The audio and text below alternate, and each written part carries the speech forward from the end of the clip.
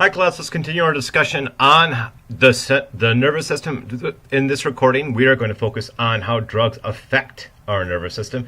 And yeah, I know I said I was going to do this chapter in 3 recordings, but my battery ran out on me. So we have a 4th recording now. Without further ado, let's dive in and talk about those drugs. So what is the difference between a legal drug and an illegal drug?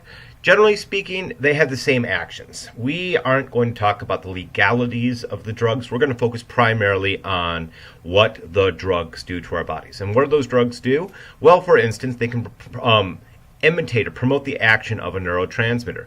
They can either promote that action of the neurotransmitter so they can upregulate the secretion or exocytosis of that neurotransmitter, or they can mimic the action of that neurotransmitter. Or potentially that drug could decrease the action or interfere with the action of that neurotransmitter. So this could be maybe an allosteric inhibitor or an active site inhibitor of that neurotransmitter for the the chemically gated ion channel is designed to receive that neurotransmitter.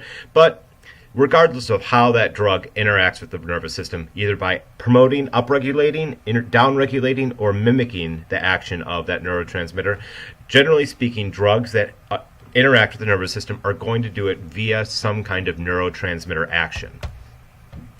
If we look at the drugs that most people take, most people are going to take drugs that affect dopamine levels. Dopamine, generally speaking, is the pleasure neurotransmitter. So when we have lots of dopamine circulating in our central nervous system, so our brain and spinal cord, we're going to artificially inflate the signals in our reward circuits. That's part of our limbic system. And we are going to have artificially inflated senses of pleasure.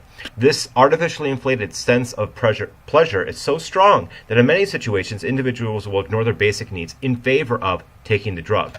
And there are even, you can see that with individuals that, let's say, if you look at the before and after pictures of a woman before she was on methamphetamine and a woman after she was on methamphetamine, a man before he was on crack cocaine, a man after he was on crack cocaine. They feel so good by the from those highs that they start to ignore everything else but getting high again. There's also going to be some psychological and physiological effects associated with drug abuse. Individuals are going to have changes in behavior. They will have changes in their overall well-being, their health, and many times they become physically dependent on the drug. When they become physically dependent on the drug, they generally speaking need to up their dosage of the drug in order to retain the same effect because their body is becoming tolerant to the drug. I, for example, am physically dependent on caffeine, and I need to up my dose on really busy days in order to get a good buzz. I'm at the point in my life where if I don't get a cup or 2 of coffee every day, I regret that. I have a really bad headache. Anyways, let's talk about alcohol. Alcohol is a socially acceptable drug that affects our nervous system. One of the ways that alcohol gets into our brain so quickly is that it can be absorbed directly across the blood-brain barrier. It gets into our bloodstream, generally speaking, from the stomach and the small intestine. Alcohol abuse is particularly common among young people. 80% of college-age people drink. That doesn't necessarily mean that they abuse alcohol, but they do consume alcohol. Once alcohol gets into our bodies, it denatures proteins. It causes the proteins in our bodies to change shape. And if we alter the shape or the structure of the proteins, we alter the function. Structure determines function is a common theme in biology. So by denaturing a protein or changing the structure of the protein, we change the function. Generally speaking, it goes from fully functional to non-functional. These alcohol molecules can also cause damage to tissues in the brain and the liver. Generally speaking, when we absorb something into our bloodstream from the intestine, all that blood is routed directly to the liver through the hepatic portal system. So the liver, more than any other organ, is going to be negatively affected by chronic alcohol consumption. High alcohol blood levels are going to affect the brain as a whole. It will cause partial shutdown of the prefrontal cortex. That leads to poor judgment. There's also going to be partial shutdown in other parts of the brain, such as the cerebellum and other regions of the brain that aid us with our motor movement. So we'll have loss of coordination. As alcohol levels in the blood continue to rise, the individuals can pass out, they can enter a coma, or potentially even die from alcohol poisoning. We also have nicotine. Nicotine is a stimulant that is derived from a tobacco plant, and much like caffeine, nicotine is an alkaloid-based plant poison designed to keep insects from eating plants. But we as human beings can consume these drugs in low doses and have very pleasant side effects. Nicotine is going to stimulate the release of dopamine, and that reinforces the dependence on the drug. Nicotine, in many ways, is one of the most addictive drugs in that it causes such a strong release of dopamine. It adversely affects developing humans early on during pregnancy, so at the embryonic stage, or even later on during pregnancy at the fetal stage. And as individuals are smoking, they are going to have an increase in heart rate, an increase in blood pressure from that stimulant. And one of the benefits of quitting smoking or quitting nicotine consumption is that individuals will immediately start seeing positive changes in their physiology within 5 minutes of quitting smoking or quitting chewing tobacco, or wherever their source of nicotine is. Just like alcohol, nicotine can cause psychological and physiological dependency in the individual. We also have cocaine, another alkaloid poison that's derived from plants. Cocaine is going to cause a rush in individuals. This rush sensation is going to be linked to an extreme release of dopamine in the nervous system. This rush sensation is going to last anywhere from 5 minutes to 30 minutes, depending on the size of the dose and the size of the individual. Many times, individuals will go on a cocaine binge. This cocaine binge is going to occur when the individual takes ever-increasing doses of cocaine. This binge occurs when that initial rush wears off. The user wants another rush, and then another rush, and then another rush. This results in the user having hyperactivity and very little desire for basic personal needs, so that food and sleep go by the wayside. Individuals that are high on cocaine experience the rush. Oftentimes are going to experience an increased libido or sex drive. Cocaine is a drug that can generate extreme physical dependence. Individuals become hooked on cocaine or addicted on cocaine, sometimes with as little as 1 dose of cocaine. When we refer to crack cocaine, this is cocaine that's been processed and crystallized to a freebase form that you can melt and then smoke. Let's talk about meth, or methamphetamine.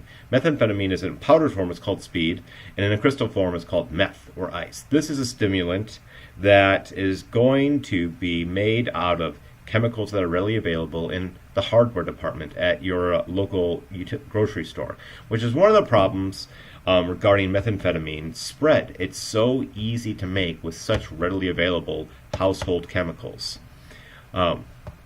Individuals that are on methamphetamines, generally speaking, are going to be highly agitated. This agitation leads potentially to violent behavior. There's also severe hallucinations associated with methamphetamine. Individuals that are high on methamphetamine oftentimes are going to hallucinate and feel insects or bugs crawling underneath their skin. And many of the alterations that occur, or many of the open sores that occur on individuals that have a methamphetamine dependency, occur because they're hallucinating and they try to rip the bugs out of their bodies. Individuals on methamphetamine, individuals will sometimes take a drug called ecstasy. Ecstasy is a drug similar to methamphetamine, but it does not cause the hallucinations. Ecstasy, though, has been known to cause an increase in body temperature. Individuals that are tripping on ecstasy many times will suffer from chronic overheating as their hypothalamus malfunctions. And we also have heroin. Heroin is a depressant. So we've been talking primarily about stimulants. But this depressant is going to be derived from a plant, particularly opium poppies. And it's found that individuals that take heroin are going to have a feeling of euphoria. This feeling of euphoria is going to permeate their body, and because it's a depressant, they don't have a sensation of pain. Some side effects, though, associated with heroin abuse, though, are going to be nausea, vomiting, depression, respiratory and circulatory issues. So in other words, there's just general physiological shutdown for individuals that are on heroin. Many individuals that are on heroin will find that they end up with HIV, not because heroin directly causes these diseases, but because individuals on heroin oftentimes share dirty needles with other individuals that are HIV positive or have hepatitis. Extreme dependency on heroin is quite common. And then finally we have marijuana, or cannabis, as it's more socially acceptably called. Marijuana is a psychoactive drug. It's derived from a hemp plant. This drug is most commonly going to be smoked in the form of a rolled joint. Occasionally, users will have mild euphoria. There's also going to be some alterations to vision, some mild judgment impairs, impaired motor coordination, slurred speech. Other individuals have been reported anecdotally to be able to smoke a joint and function just fine. Heavy users of marijuana occasionally will experience depression, anxiety, hallucinations, or psychotic symptoms. Long-term use of marijuana has been found to potentially cause brain damage. There is a correlation, not a causation, established. I want to emphasize that. Correlation has been established between long-term marijuana use and brain damage, but not causation. The 2013 study I'm thinking of in particular defined long-term marijuana use as greater than 5 years and frequent use as at least one joint per week. And it found that individuals that used marijuana or smoked at least one joint per week for at least 5 years had a decrease in brain matter. They had brain damage occur. Whether that's a causation or correlate hasn't been established. The correlation has been established. There's a form of drugs known as spice, K2, is sometimes what's also referred to as. Sometimes it can go by the prescription name Marinol. This is a synthetic version of tetrahydrocannabinol. THC, tetrahydrocannabinol, is the active ingredient within marijuana. So, class concept check. Once a user becomes physically dependent on a psychoactive drug, can they continue to achieve how can they continue to achieve the same effects? Do they decrease their dose, maintain their dose, increase their dose, or fluctuate their dose? Go ahead and pause this video and get me an answer. 5, 4, 3, 2, 1. The correct answer is C, increase their dose. Once an individual becomes physically dependent on any drug, the only way for them to continue having the same effect of that drug is by increasing the dose. Physical dependency occurs when an individual is going to start compensating or they start to tolerate the drug. If you have any questions for me about the material in this lecture recording or about the nervous system in general, please feel free to post them on the class discussion board, shoot me an email, or swing by my office when you're on campus. Happy studies!